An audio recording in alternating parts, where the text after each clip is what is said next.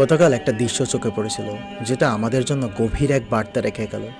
একটা ছেলেকে দেখলাম, সে তার আশেপাশে থাকা মানুষদেরকে জিজ্ঞাসা করছে, এখানে কি আমার পরিবারের কেউ আছে, বা আমার পরিবারের কেউ কি এখানে এসেছে। এমনকি যখন সে নিজেই বলছিল, হ্যাঁ আমি 1 নম্বর আসামি, তখন তার কথাগুলোর মধ্যে অনুশোচনা এবং গভীর একটা দুঃখের ছাপ ছিল। কারণ কিছু মানুষ নিজেদের দুঃখের ব্যাপারে অনুতপ্ত, এবং তারা নিজেরাই তাদের দুঃখের এই কষ্টটা বয়ে নিয়ে চলে। তার পেছনে থাকে একটা হারানো ভালোবাসা এবং একটা হারানো স্বপ্নের গল্প। এই ছেলেটার চোখে যে আকাঙ্ক্ষা ছিল, সেটা হলো, আমি কি আর কখনোই আমার বাড়িতে ফিরে যেতে পারবো। যারা ছোটোখাটো বিষয়ে আবেগের কাছে বন্দী হয়ে যায়, তাদের জন্য কি এই পৃথিবী কখনোই ভালো কিছু বয়ে আনতে পারে?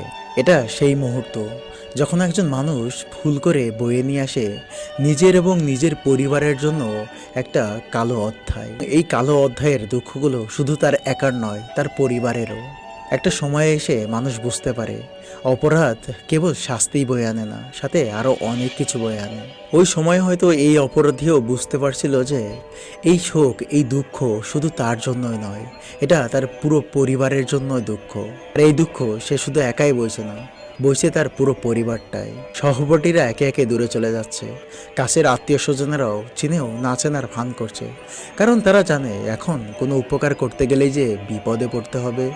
কখনো কি আমরা সেই জীবনটার দিকে একটু দৃষ্টি দিয়েছি, যেটা অন্য কারোর ভুলের কারণেই হারিয়ে যায়, অন্য কারো সামান্য আবেগের কারণে হারিয়ে যায়? তারপর যখন আমরা নিজেদের ভুলের শাস্তি মেনে নিতে পারি না, সেই শাস্তি আমাদের আত্মা এবং জীবনের উপরে একটা কালো দাগ ফেলে দিয়ে যায়। এই ঘটনা থেকে আমরা বুঝতে পারি, প্রতিটা মানুষেরই সবথেকে শ্রেষ্ঠ আশ্রয়স্থল হলো তার পরিবার। আমরা কখনোই ভাবি না যে আমাদের এই ছোট্ট ভুলের কারণে আমাদের পরিবারে, আমাদের জীবনে কত বড় বিপর্যয় আসতে পারে। এখন আমাদের সমাজটাকেও বুঝতে হবে, অপরাধের শাস্তি কেবল আইনের মধ্যেই সীমাবদ্ধ থাকে না। এটি অপরাধীর আত্মার শাস্তি, এটি তার পরিবারেরও একটা শাস্তি।